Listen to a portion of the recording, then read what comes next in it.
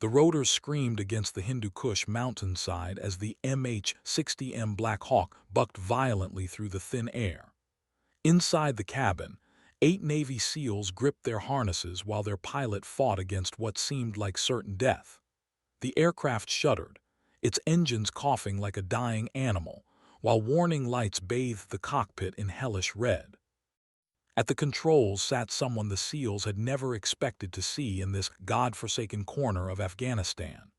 A woman barely 5'4", her knuckles white against the cyclic stick, sweat beading beneath her helmet despite the frigid mountain air.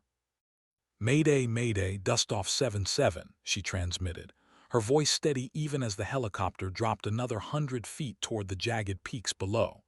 "We have dual-engine failure, 8 souls on board, requesting immediate emergency vector."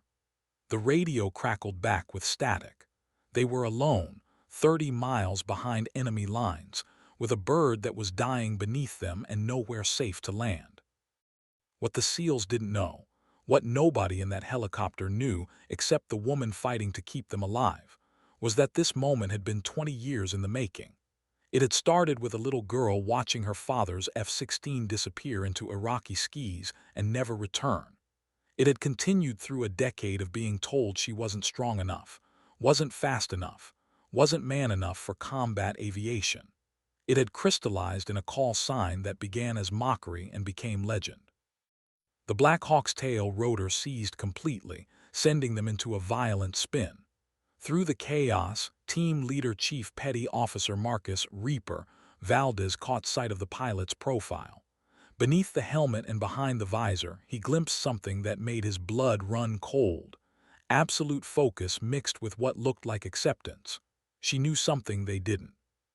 She'd been here before, in a different war, in a different life, when everything had gone wrong and only her hands on the controls had stood between her crew and eternity. "Ghost 77, this is Overlord," came a voice through the static. "Say your position and intentions." The woman at the controls smiled grimly. Her call sign wasn't Ghost for nothing. She'd earned it the hard way, in places where ghosts were made and legends were born. Now, with 8 of America's finest warriors depending on her, Captain Kiera "Ghost" Donovan was about to remind everyone why some pilots become myths. The mountain rushed up to meet them, and Ghost's hands moved with surgical precision across controls that most pilots would have already abandoned. The SEALs held their breath, unaware that their survival now rested in the hands of the most decorated combat pilot most of them had never heard of. The woman they dismissed at the briefing was about to save their lives, and in doing so, cement her place in military legend forever. In the span of 60 seconds, everything was about to change. The helicopter was falling, the enemy was closing in, and Captain Kiera Donovan was running out of miracles. But Ghost had one more trick up her sleeve, learned in the burning sands of Iraq when she was still young enough to believe in happy endings and naive enough to think war had rules. The altimeter spun downward like a clock counting down to doomsday. 2,000 feet, 1,500, 1,000. Ghost's voice cut through the chaos one more time. "Gentlemen, hold on to something. We're going in hot." 20 years of preparation had led to this moment. 20 years of proving herself over and over again. 20 years of being the best pilot nobody wanted to acknowledge. Now, with death reaching up from the mountains below, Ghost was about to show 8 Navy SEALs exactly what a legend looked like when it refused to die. The ground rushed toward them at terminal velocity, and in the cockpit, Kiera Donovan's hands danced across the controls with the grace of someone who had made peace with mortality long ago. She'd cheated death before. She was about to do it again. The first time Ghost almost died, she was 24 and had been in-country for exactly 47 days. It was 2009, and the surge was in full swing across Iraq's Anbar province. Captain Kiera Donovan was the only female pilot in her unit, flying A-60 medical evacuations out of FOB Liberty, and every day felt like a test she couldn't afford to fail. The other pilots called her Princess. Then, not knowing that the name cut deeper than any enemy fire ever would. The call came in at 3:47 hours on a Tuesday that started like any other and ended with everything changed. Dust-off request, urgent surgical, grid November Victor 742861. Ghost was already moving toward her bird before the medic finished speaking. 8 wounded Marines, including a squad leader who'd taken shrapnel to the chest, were bleeding out in a grape field 12 miles southwest of Fallujah. The landing zone was compromised, enemy contact likely, and the weather was deteriorating fast. Her co-pilot that night was Captain James "Bronco" Morrison, a swaggering Texan who made no secret of his belief that women belonged anywhere but in combat aircraft. "You sure you can handle this, Princess?" he drawled as they spun up. "Might get a little hairy out there." Ghost had simply nodded, her pre-flight checks already complete, her mind focused on the Marines who were dying while Bronco questioned her competence. The flight out was routine until it wasn't. They were 3 minutes from the LZ when the first RPG streaked past their nose, close enough that Ghost could see the fins spinning. Taking fire," Bronco shouted into his mic, his earlier bravado evaporating as tracer rounds lit up the night around them. Ghost banked hard left, her hands steady on the controls even as her heart hammered against her ribs. "I have the aircraft," she announced calmly, her voice cutting through Bronco's panicked radio calls. The Black Hawk responded to her touch like a living thing, dropping into a tactical approach that brought them below the enemy's line of sight. Behind them, their door gunners opened up with measured bursts, their M240s painting deadly arcs across the darkness. They found the Marines in an irrigation ditch, illuminated by the strobing muzzle flashes of an ongoing firefight. Ghost brought the helicopter in through a storm of gunfire, her rotor wash flattening the grapevines as corpsmen dragged wounded men toward their salvation. 30 seconds, she called back to her crew, knowing that every moment on the ground increased their chances of taking a fatal hit. The squad leader was the last one loaded, his face gray with blood loss, his eyes finding Ghosts through the cockpit window. He was maybe 19, younger than her little brother back in Montana, and he was dying. Ghost felt something crystallize in her chest, a determination that would define the rest of her career. This boy would not die on her watch. None of them would. The takeoff was a masterpiece of controlled violence. Ghost pulled pitch and torque simultaneously, bringing the overloaded Black Hawk up through the gunfire in a climbing spiral that should have been impossible with their weight and the thin desert air. Bronco sat speechless beside her, his hands frozen on his controls, watching a master class in combat flying. They were 2 minutes out from the trauma hospital when Bronco finally spoke. "How did you?" he started, then stopped. Ghost glanced at him, seeing something different in his eyes, not mockery anymore, not dismissal, something that looked almost like respect. Later, after the Marines were stabilized and the after-action reports were filed, Bronco found Ghost in the maintenance bay, conducting her post-flight inspection with the meticulous attention that had kept her alive through 47 days of war. "Princess," he said quietly, and something in his tone made her look up. "What I said earlier about you handling things." He paused, struggling with words that didn't come easily to proud men. "You saved 8 lives tonight. That was some of the finest flying I've ever seen." Ghost nodded once, accepting the compliment without ceremony. She'd proven something to Bronco that night, but more importantly, she'd proven something to herself. She belonged here in this war, in this aircraft, with these men who depended on her to bring them home. The nickname would change eventually, she knew. Respect was earned one mission at a time, one life saved, one impossible landing completed. She was no princess. She was something else entirely. The sound of rotors filled the night as another call came in. More wounded, more impossible odds, more chances to prove that some pilots were born to fly into hell and bring angels home. Ghost was already walking toward her bird before the mission brief was complete. There were lives to save, and she was just getting started.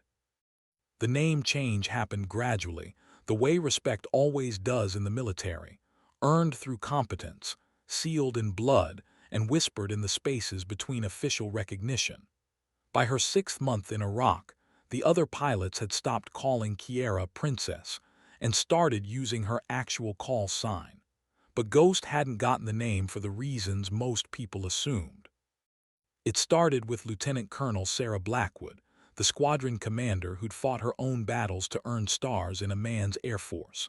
Blackwood had been watching Ghost's performance, nodding the way she seemed to materialize exactly where she was needed most, always calm under fire, always bringing everyone home. "Donovan's like a ghost," she'd remarked to her operations officer after Ghost completed her 15th successful medevac. "She appears when you need her most, gets the job done, and vanishes into the night." The call sign stuck because it fit. Ghost had a way of operating in the spaces between official missions, showing up at forward operating bases that weren't on her flight plan, extracting wounded soldiers from places that didn't officially exist on any map. She developed a network of ground controllers who would call her directly when things went sideways, bypassing the formal request channels that could add precious minutes to response times. Captain Elena Vasquez, an army medic at a small outpost near the Syrian border, was the first to see Ghost's true nature. It was during a sandstorm that had grounded every other aircraft in theater, visibility near zero, winds gusting to 60 knots.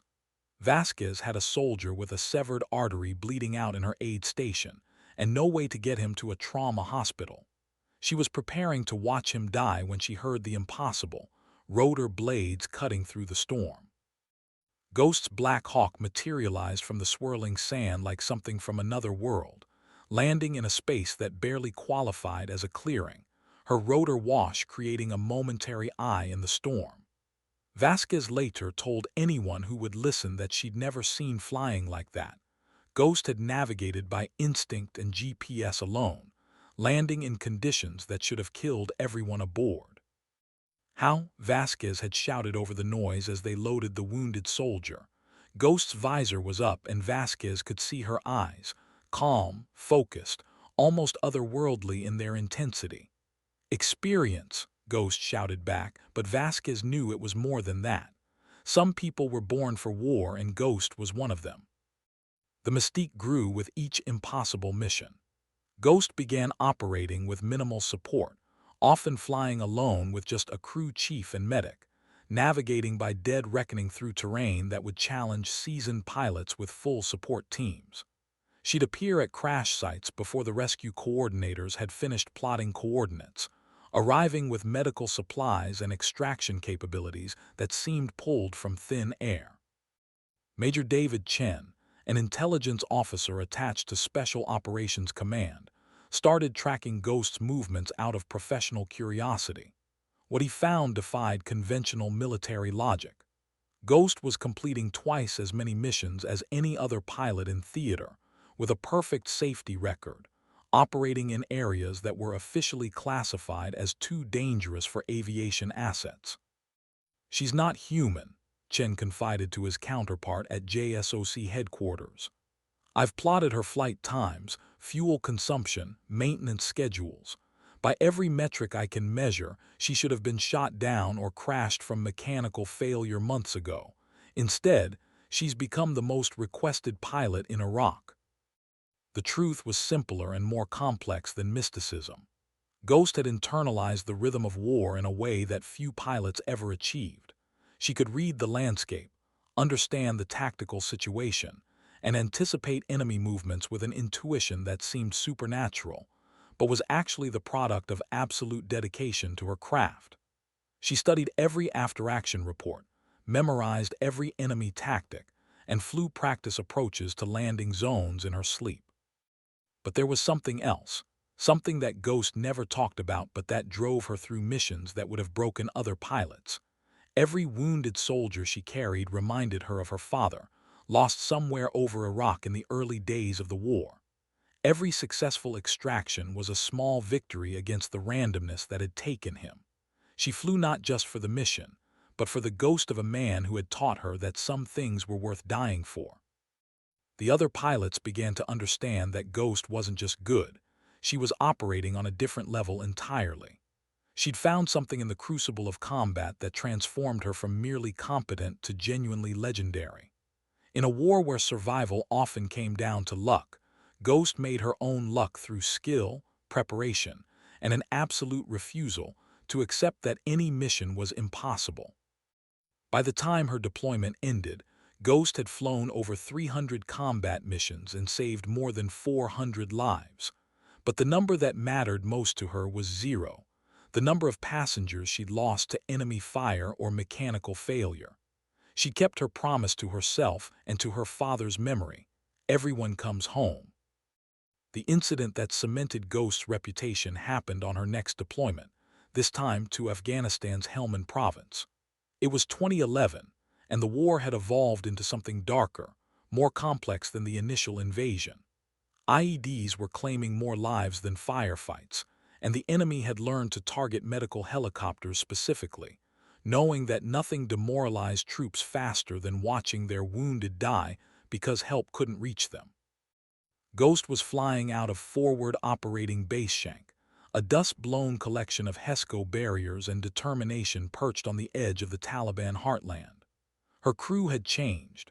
Bronco had rotated back to the States, replaced by Captain Maria Santos, a former Navy pilot who transferred to the Army specifically to fly with Ghost. The reputation had preceded them both. The mission briefing was routine until it wasn't. A Ranger patrol had been ambushed in the Tangi Valley, a notorious Taliban stronghold where helicopters went to die. 3 wounded, 1 urgent surgical, and the enemy was using the casualty as bait. Intelligence suggested a complex ambush with RPGs, heavy machine guns, and possibly shoulder-fired missiles positioned along all likely approach routes. "It's a trap," Lieutenant Colonel Marcus Webb, the new squadron commander, said bluntly. "They want us to come charging in so they can shoot down a medevac. I'm thinking we wait for close air support, maybe an Apache escort." Webb was a good officer, but he'd never flown with Ghost. He didn't understand that for her. The tactical situation wasn't about odds. It was about the wounded soldiers who were bleeding out while they debated alternatives. Ghost studied the map with the focused intensity that her crews had learned to recognize. She was calculating angles, timing, and probabilities in her head, visualizing approaches that existed only in the spaces between enemy firing positions. "Sir," she said quietly, "if we wait for escort, the urgent surgical won't make it. I can get in there." Webb looked at her like she'd suggested flying to the moon. "Donovan, there are at least 20 fighters with heavy weapons covering that LZ. It's suicide." Santos, sitting beside Ghost, remained silent, but her slight nod indicated she'd follow Ghost into hell if necessary. That kind of trust wasn't given lightly. "Not suicide," Ghost replied, her finger tracing a route on the map that seemed to ignore terrain features and enemy positions. "Just complicated." She looked up at Webb, and he saw something in her eyes that made him step back. This wasn't bravado or recklessness. This was a professional pilot stating a fact. She could complete the mission. 30 minutes later, Ghost's Black Hawk was skimming the deck at 140 knots, following a route that took them through wadis and around ridgelines in a pattern that seemed random, but was actually precisely calculated. Santos sat beside her, marveling at the way Ghost flew, not just operating the aircraft, but becoming part of it, extending her senses through the rotors and engines until she could feel threats before they materialized. They were 2 kilometers from the LZ when the first RPG launched, a streak of smoke and fire that passed exactly where they would have been if Ghost had followed standard approach procedures. Instead, she jinked left 3 seconds early, guided by an instinct that Santos was beginning to think bordered on precognition. "How did you know?" Santos asked over the intercom.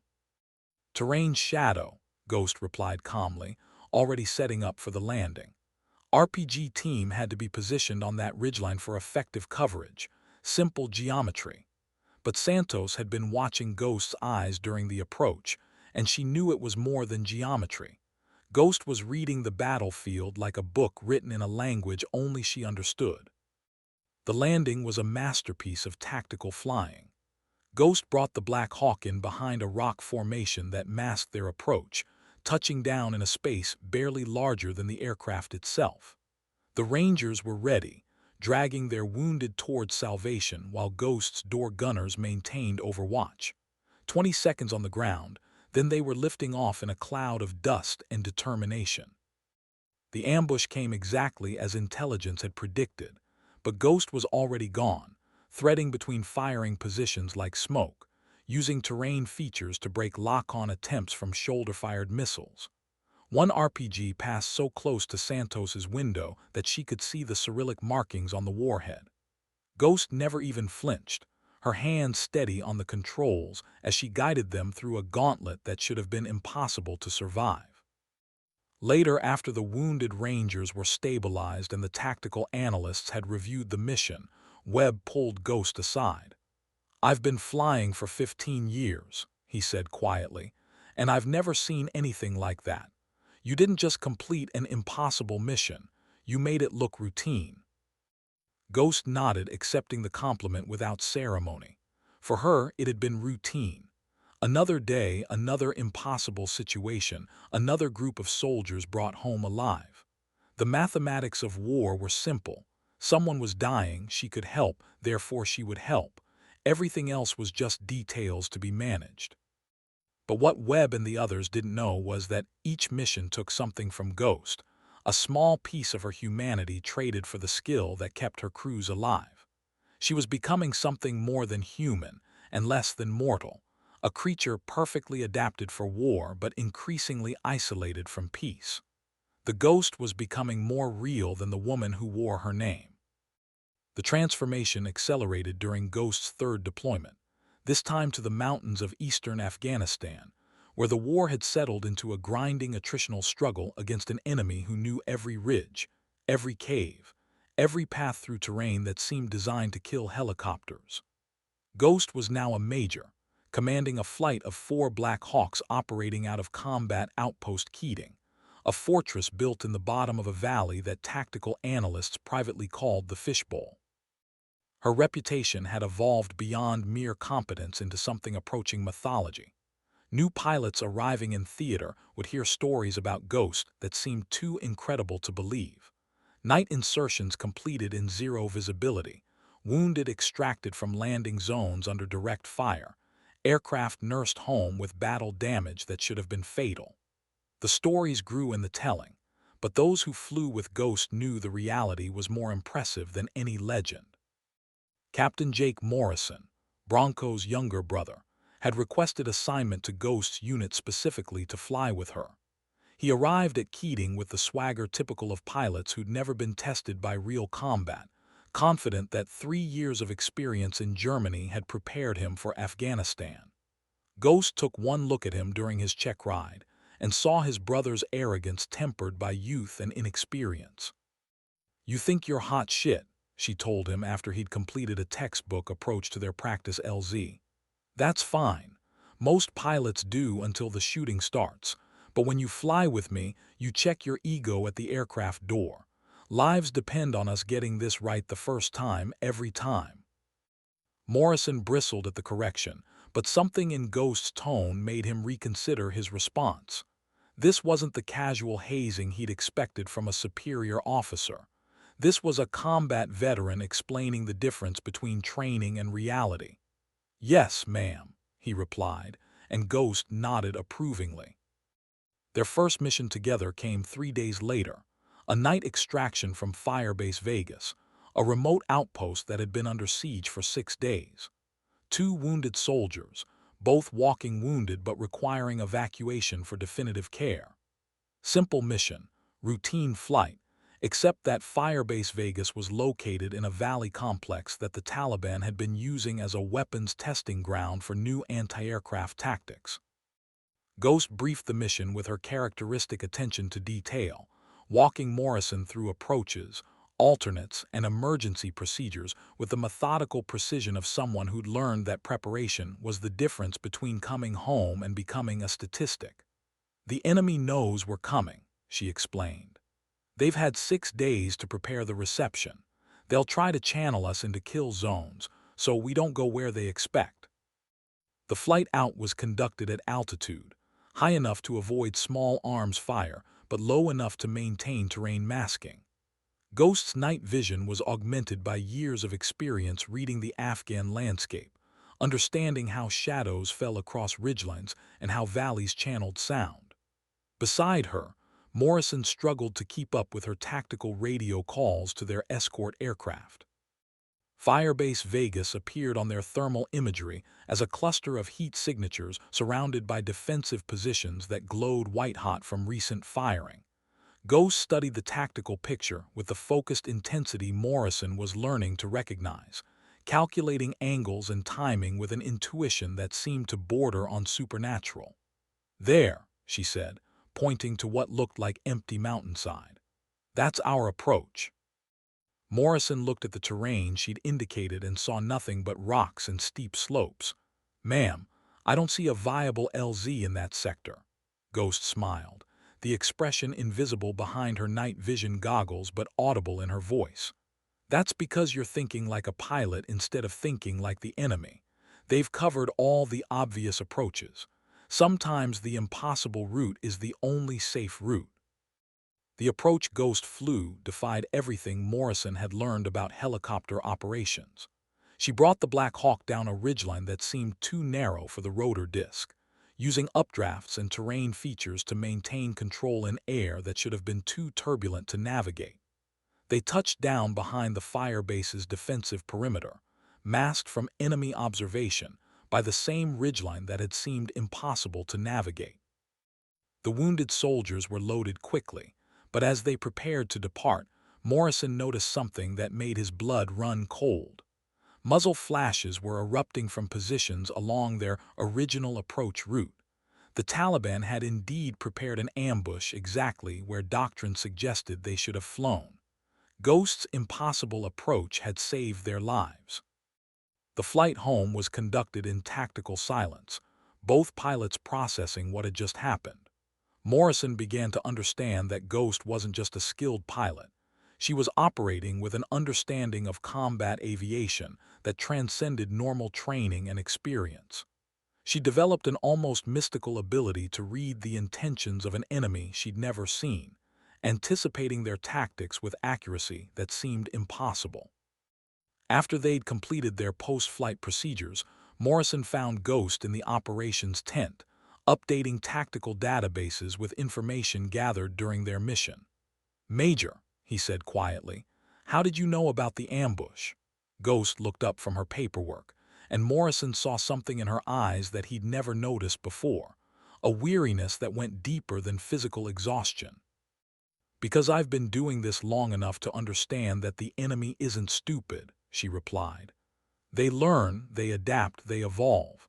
If you want to survive out here, you have to think like them while flying like us. It's not mysticism, Morrison. It's just experience applied with absolute focus." But Morrison knew it was more than experience. Ghost had developed something that couldn't be taught in flight school or learned from tactical manuals. She'd become a predator perfectly adapted to the aerial battlefield, capable of seeing patterns and possibilities that existed beyond normal human perception. She wasn't just winning battles, she was rewriting the rules of how those battles were fought. The call that would define Ghost's legacy came on a February morning, when the Hindu Kush Mountains were shrouded in clouds that turned routine flights into navigational nightmares. Intelligence had located a high-value target in a compound near the Pakistani border, and a joint task force of Navy SEALs and Army Rangers was standing by for immediate insertion. The mission required precision, flying through weather that had grounded every other aircraft in theater. Ghost was in the briefing room before dawn, studying meteorological reports that painted a picture of marginal conditions at best. Cloud ceilings at 500 feet, visibility less than a mile, winds gusting to 45 knots through mountain passes that could turn a helicopter into scrap metal without warning. The mission commander, Colonel James Mitchell, looked at the weather data and then at Ghost with the expression of someone asking for a miracle. "Donovan, I need an honest assessment. Can you get them in there?" Mitchell had worked with Ghost before, during a hostage rescue that had required flying through a sandstorm, and he'd learned to trust her judgment when other pilots would have grounded themselves. But this mission was different. 8 Navy SEALs depending on insertion exactly on schedule, with no margin for error. Ghost studied the tactical display, her mind processing weather patterns, terrain features, and enemy positions, with the systematic precision that had kept her alive through 3 combat deployments. The target compound was located in a valley that funneled winds like a natural wind tunnel, surrounded by peaks that disappeared into cloud cover. Any approach would require flying instruments in turbulence that could overwhelm even the most experienced pilot. "I can get them there," she said finally, her voice carrying the quiet confidence that Mitchell had learned to interpret as certainty. "But the extraction will depend on weather at the objective. If conditions deteriorate, we might be staying longer than planned." The SEAL team leader, Chief Petty Officer Marcus Valdez, had been listening from the back of the briefing room. Valdez was a veteran of more than 100 combat missions, and he'd learned to read pilots the way other people read newspapers. Most pilots talked tough until the shooting started.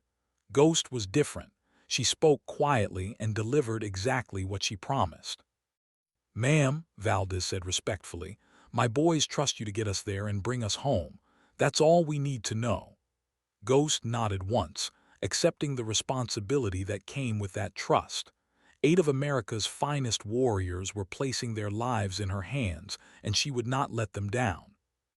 The pre-flight inspection took longer than usual, Ghost checking every system with the methodical attention of someone who understood that mechanical failure at the wrong moment could doom the entire mission. Her crew chief, Sergeant First Class David Park, had worked with Ghost for 18 months and knew her pre-mission routine by heart. When Ghost spent extra time checking the engine indicators, Park knew the mission was going to test the aircraft's limits. "Birds ready, Major," Park reported as Ghost completed her external inspection. "All systems green, full fuel, and I've loaded extra medical supplies just in case." Park had learned that Ghost's missions tended to generate casualties, not because she was reckless, but because she was willing to accept missions that other pilots wouldn't attempt. The SEALs loaded with the quiet efficiency of professionals who'd rehearsed the drill hundreds of times. Valdez took the seat directly behind Ghost, close enough to monitor her instrument panel, far enough away to avoid interfering with her flying. The other 7 SEALs arranged themselves according to the tactical plan, each man carrying specialized equipment for a mission that would either capture or kill one of the most wanted terrorists in Afghanistan. Ghost's voice was calm and professional as she ran through her pre-takeoff checklist, each call and response ritual designed to ensure that every system was functioning perfectly. Navigation set and checked, radios set and checked, flight controls checked, engine parameters normal. The litany continued until every switch, every gauge, every indicator had been verified. The takeoff was routine until they entered the first cloud layer, and suddenly Ghost was flying by instruments alone, the outside world disappearing into gray nothingness that could hide mountains or enemy fighters with equal effectiveness. Beside her, her co-pilot Captain Sarah Chen monitored radar and GPS navigation while Ghost flew by feel, reading the aircraft's responses to air currents that couldn't be seen, but could be felt through the flight controls. The first mountain pass appeared on their radar screen as a narrow gap between peaks that disappeared into cloud cover above them. Ghost threaded the Black Hawk through turbulence that threw the aircraft around like a toy, her hands steady on the controls while her passengers gripped their safety harnesses, and tried not to think about the fact that they were flying through terrain that could kill them instantly if Ghost made a single mistake.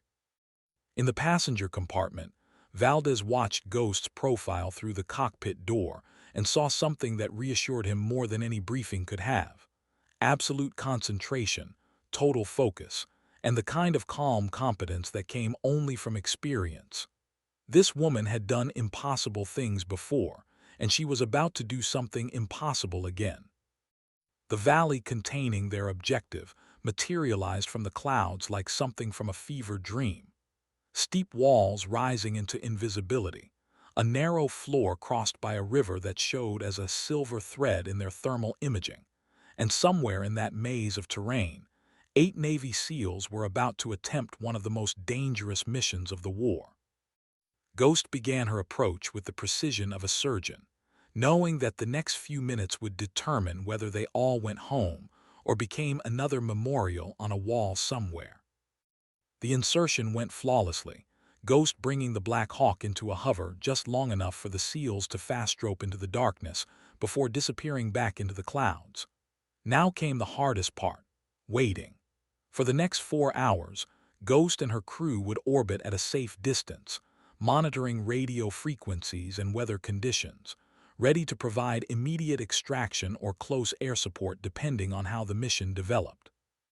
The compound assault began at 3:47 hours local time, marked by the distinctive crack of flashbang grenades and the measured fire of suppressed weapons. Ghost listened to the tactical radio chatter with professional interest, tracking the SEALs' progress through a structure that intelligence had mapped down to individual rooms. The operation was proceeding according to plan until it suddenly wasn't. Ghost 77, this is Neptune 6, Valdez's voice crackled through the radio with a controlled urgency that meant trouble. We have the package, but enemy QRF is moving on our position. Multiple vehicles, estimate 40-plus fighters inbound from the north. Request immediate extraction, danger close. Ghost was already turning toward the objective before Valdez finished his transmission. The weather had deteriorated during their wait, cloud ceiling now at 300 feet, visibility near zero, and winds that were gusting strong enough to slam a helicopter into the mountainside without warning. Any rational pilot would have declared the conditions unsuitable for flight operations. Neptune 6, Ghost 77 inbound your position, Ghost transmitted, her voice carrying the calm authority that had become her trademark. Mark your LZ with infrared strobe, prepare for immediate extraction. Behind her measured words was a calculation that only she fully understood: 8 lives against impossible flying conditions, with enemy forces converging on their position. Chen, monitoring their radar display, looked at Ghost with growing concern. Major, we're flying into a valley with 300-foot ceilings and 45-knot crosswinds. If we get caught in a downdraft. She didn't finish the sentence. They both knew what happened to helicopters that got caught in mountain downdrafts with insufficient altitude to recover. Ghost's response was to push the throttles forward, accelerating toward terrain that existed more as a theoretical construct on their navigation display than as something they could actually see. Sarah, I need you to monitor our radar altitude and call out any terrain features. Park, get ready to put suppressive fire on anything that moves when we reach the LZ. The approach to the extraction point was a masterpiece of instrument flying combined with tactical necessity. Ghost descended through cloud cover that reduced visibility to the range of their landing light, following a GPS track toward coordinates that represented salvation for 8 SEALs and potential death for her entire crew. The altimeter unwound with terrifying regularity, 1,000 feet above ground level, 800, 500, 300. At 200 feet, they broke through the cloud layer, and suddenly the world exploded into clarity. Muzzle flashes strobing from multiple positions around a compound that looked like something from a war movie, tracers arcing through the darkness, and in the center of it all, 8 figures moving with the disciplined urgency of professionals under fire. Ghost could see Valdez directing his men toward a clearing barely large enough for her rotor disc.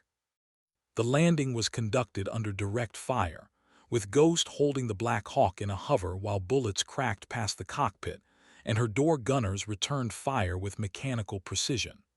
One by one, the SEALs sprinted toward their salvation, carrying wounded comrades and dragging equipment that represented months of intelligence gathering. Valdez was the last man aboard, diving through the cargo door as Ghost began pulling pitch for immediate departure.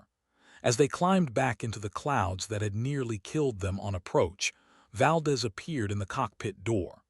"Major," he said, and Ghost could hear something in his voice that hadn't been there during the briefing. Profound respect mixed with something approaching awe. "Just doing my job, Chief," Ghost replied, but she knew it was more than that. She just completed a mission that would become legend, threading the needle between impossible and merely suicidal, bringing home 8 warriors who would live to fight another day. In the process, she'd cemented her reputation as the pilot other pilots told stories about. The flight back to base was conducted in tactical silence, everyone aboard processing what they'd just survived. Ghost flew by instruments through weather that should have grounded them, her hands steady on the controls while her mind was already analyzing the mission, identifying lessons learned and procedures that could be improved. When they finally touched down at Combat Outpost Keating, Valdez lingered after his men had departed. "Major Donovan," he said formally, "I want you to know that my team owes you our lives. That was the finest flying I've ever witnessed." Ghost accepted the compliment with a nod, but privately she knew that she'd pushed her luck further than ever before. Sooner or later, the mountains were going to collect their due, and she wondered if she'd used up her allocation of miracles. The after-action report would describe the mission in clinical terms: successful extraction under adverse weather conditions with enemy contact. But everyone who'd been there knew they'd witnessed something that transcended normal military operations. Ghost had flown into conditions that should have been fatal and emerged with everyone alive.